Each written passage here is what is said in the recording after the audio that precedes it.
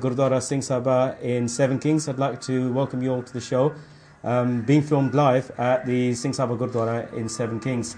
We'd like to thank the committee for allowing us to use the room to film this show, and we'd also like to thank Sikh Channel for coming all the way down to our humble town of Ilford to film this show.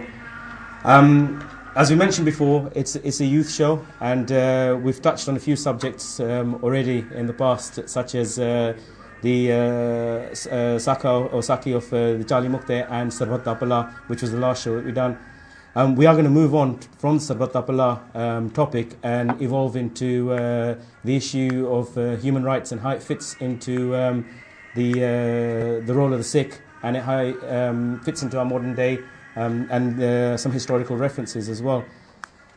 Just to touch base on this, it's a youth show, and we are trying to empower the youth with having a voice. Often we find with a lot of the shows that we see, the Gurdwara environment, the stages of the Gurdwara, there is a lack of a youth voice, and this is a benti out there to the youth to please step forward and get involved in these kind of discussions and express your voice. A qawm or a community that doesn't show a youth presence looks very, very vulnerable. It doesn't look like a progressive state. So it is your responsibility as youth, it is our responsibility as youth to step up, to get involved in these discussions and to put our opinions forward. Right, so we'll go straight into the topic. Just to recap on Sarbat Tapala, the last show that we touched on, we dwelled on the Tuk Nanak Naam Chaddi Kala Tere Pani Sarbat Tapala. We talked about what Sarbat actually means in terms of, is it closed just to Sikhs, or is Sarbat even wider than that? We talked about the relationship we have with Akal Purkh, the oneness of Akal Purkh, and through that relationship there is an equality of humanity, such that, you know, a Sikh's duty is to serve humanity. We touched upon the institution of Langar. We talked about the Golak Seva, certain other sevas that have been taking place, helping the homeless, and I think various other topics. So that's sort of what we went through on the last show. What we're aiming to do in this show is to discuss the issue of human rights and where it fits within a Sikh's Jeevan, a good Sikh's Jeevan. So I'd like to turn to you, Thus, and the term human rights itself. I mean, how do you define what human rights? If you wanted to define human rights, you know, how would you define it? What exactly is human rights? I think, quite simplistically, human rights it goes hand in hand with Sarbat Tapala. So if you look at Sarbat Tapala, you can get a definition of human rights. Mm-hmm. And then if you see Sarbat Tapala, how Maharaj has introduced Sarbat Tapala into our lives, for example, the Institute of Langar. Mm-hmm. We're eradicating social barriers, we're mm-hmm. eradicating caste barriers, we're eradicating all the women and all those kind of issues. Gender issues and everything mm-hmm. like that. So in a lot of, I think human rights as a definition can be seen in a Gurdwara. Mm-hmm. So you don't have these barriers which exist in the Gurdwara, in the thinking of Maharaj, what Maharaj brought to us. Mm-hmm. You have all these human rights, people have the right, people aren't tied by social issues or by caste issues. Mm-hmm. I mean, if you look at our history, you'll see human rights played a very important part very early on in our history. And interestingly enough, if you look at human rights in the West, in Western history, it's actually very recent. If you look out there, human rights only came into existence in the West around about the Universal Declaration of Human Rights came about in 1948, which is quite late, really, and that was after the Holocaust, after the Second World War.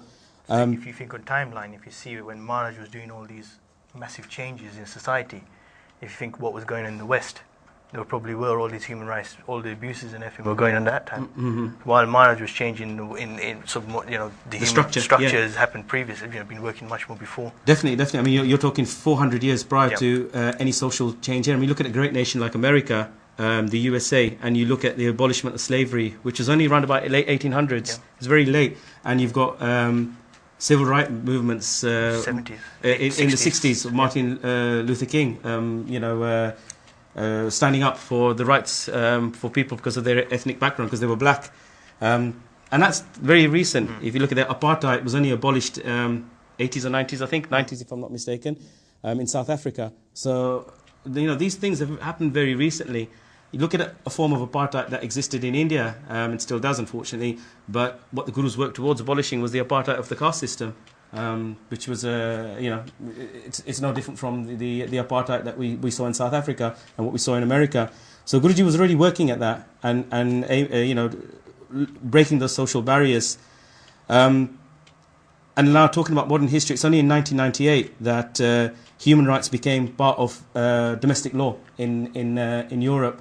So that's very, very late that we started looking at these kind of issues in the West here. So again, dwelling on that, what I'd like to talk, and perhaps Benji can get involved in this, the gender issue, the human rights of women. If you don't mind, Guru Nanak Dev Ji, very early on started uplifting and talking about the woman in a very positive way. As a Singhni, how do you feel about this? Rights Guru Nanak Dev ji ਤੋਂ ਸਭ ਤੋਂ ਪਹਿਲਾਂ ਆਪਾਂ ਸ਼ੁਰੂ ਕਰ ਸਕਦੇ ਹਾਂ ਸਿੱਖ history ਤੋਂ। ਜਦੋਂ ਬਾਬਰ ਨੇ ਹਮਲਾ ਕੀਤਾ ਇੰਡੀਆ 'ਤੇ ਬਹੁਤ ਸਾਰੇ ਜਿੱਦਾਂ ਬੀਬੀਆਂ ਨੂੰ, ਕੁੜੀਆਂ ਹੋ ਗਈਆਂ, ਛੋਟੇ ਬੱਚੇ, ਬੀਬੀਆਂ ਵੱਡੀ ਉਮਰ ਦੀਆਂ, ਬਹੁਤ ਉਹਨਾਂ ਨੂੰ ਬੇਇੱਜ਼ਤ ਕੀਤਾ, ਕਈਆਂ ਨੂੰ ਕੀਤਾ। ਤਾਂ ਗੁਰੂ ਨਾਨਕ ਦੇਵ ਜੀ ਸੀਗੇ ਸਭ ਤੋਂ ਪਹਿਲਾਂ ਜਿਨ੍ਹਾਂ ਦੇ ਉਹਦੇ ਖਿਲਾਫ ਆਵਾਜ਼ ਉਠਾਈ ਅਤੇ ਉਹਨਾਂ ਨੇ ਕਿਹਾ ਸੀ ਇਹ ਸਭ ਤੋਂ ਪਹਿਲਾਂ ਤਾਂ ਮਹਾਰਾਜ ਨੇ ਕੁਦਰਤ ਨੂੰ ਲਾਣਾ ਦਿੱਤਾ ਸੀ, ਐਤੀ ਮਾਰ ਪਈ ਕੋ ਲਾਣਾ ਤੈਂ ਕੀ ਦਰਦ ਨਾ ਆਇਆ।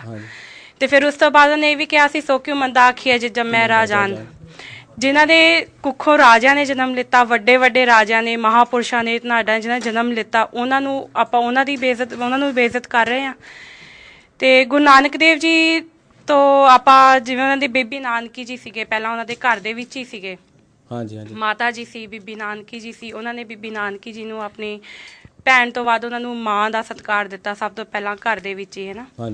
ਫਿਰ ਉਸ ਤੋਂ ਬਾਅਦ ਉਹਨਾਂ ਨੇ ਜਿੱਦਾਂ ਹਿੰਦੂ ਪ੍ਰਚਾਰ ਸੀ, ਉਦੋਂ ਹਿੰਦੂ ਦਾ ਬੋਲਬਾਲਾ ਸੀ ਜ਼ਿਆਦਾ, ਹਿੰਦੂਇਜ਼ਮ ਦਾ ਸੀਗਾ। ਉਹਦੇ ਵਿੱਚ ਸਭ ਤੋਂ ਵੱਧ ਵੱਡੀ ਗੱਲ ਕੀ ਸੀ? ਜਾਤ ਪਾਤ। ਅਤੇ ਉਹਦੇ ਵਿੱਚ ਜਿਹੜੀ ਸਭ ਤੋਂ ਵੱਧ ਕੁਰੈਤ ਆਪਾਂ ਕਹਿ ਸਕਦੇ ਇੱਕ ਸੀ ਕਿ ਇਸਤਰੀ ਨੂੰ ਕਿਸੇ ਵੀ ਤਰ੍ਹਾਂ ਦਾ ਸਤਿਕਾਰ ਨਹੀਂ ਸੀ ਦਿੱਤਾ ਜਾਂਦਾ। ਕਿਸੇ ਵੀ ਇਸਤਰੀ ਨੂੰ ਕੀ ਸੀ, ਬਸ ਕਿ ਘਰੇ ਬੈਠੀ ਆ, ਉਹ ਘਰ ਸੰਭਾਲੇ, ਬੱਚਿਆਂ ਨੂੰ ਪਾਲੇ, ਉਹਦਾ ਬਸ ਇੰਨਾ ਹੀ, ਇੱਥੇ ਤੱਕ ਹੀ ਉਹਦਾ ਕੰਮ ਸੀਗਾ। ਇਸ ਤੋਂ ਵੱਧ ਉਹਨੂੰ ਹੋਰ ਕਿਸੇ ਵੀ ਤਰ੍ਹਾਂ ਦਾ ਉਹਨੂੰ ਹੱਕ ਨਹੀਂ ਸੀਗਾ। ਜਦ ਕਿ ਮਹਾਰਾਜ ਨੇ ਬੀਬੀਆਂ ਨੂੰ ਅਤੇ ਸਿੰਘਾਂ ਨੂੰ ਬਰਾਬਰੀ ਦਾ ਦਰਜਾ ਦਿੱਤਾ। ਉਹਨਾਂ ਨੇ ਕਿਹਾ ਕਿ ਜੇ ਬੀਬੀਆਂ ਘਰ ਸਾਂਭਦੀਆਂ ਨੇ ਤਾਂ ਜਿਹੜੇ ਸਿੰਘ ਨੇ, ਜਿਹੜੇ ਮਤਲਬ ਕਹਿ ਸਕਦੇ ਔਰ ਮਰਦ ਨੇ, ਉਹ ਬਾਹਰ ਸੰਭਾਲਦੇ ਆ। ਇੱਕ ਬਰਾਬਰੀ ਦਾ ਹਿੱਸਾ ਹੈ। ਜੇ ਕੋਈ ਘਰ ਨਹੀਂ ਸੰਭਾਲੂਗਾ ਤੇ ਬਾਹਰ ਕੋਈ ਕਿੱਦਾਂ ਸੰਭ ਲੂਗਾ? ਹਾਂਜੀ, ਆਈ ਥਿੰਕ ਤੁਸੀਂ ਗੱਲ ਤਾਂ ਸਹੀ ਹੈ ਇਨ ਦ ਸੈਂਸ ਦੈਟ ਕਿ ਅਸੀਂ ਅੰਡਰ ਐਸਟੀਮੇਟ ਬਹੁਤ ਕਰਦੇ ਹਾਂ, ਵੀ ਡੋਂਟ ਰੈਕਗਨਾਈਜ਼ ਕਿ ਹਾਊ ਪਾਵਰਫੁਲ ਗੁਰੂ ਨਾਨਕ ਦੇਵ ਜੀ ਡਿਡ ਐਟ ਦ ਟਾਈਮ ਵਾਜ਼। ਅਤੇ ਦੈਟ ਤੁਕ ਤੁਸੀਂ ਜਿਹੜੇ ਸੋ ਕਿਉਂ ਮੰਦਾ ਆਖੇ ਜੇ ਜੰਮੇ ਰਾਜਾ ਜਾਨ, it's a very powerful statement, ਬਹੁਤ ਪਾਵਰਫੁਲ ਆ।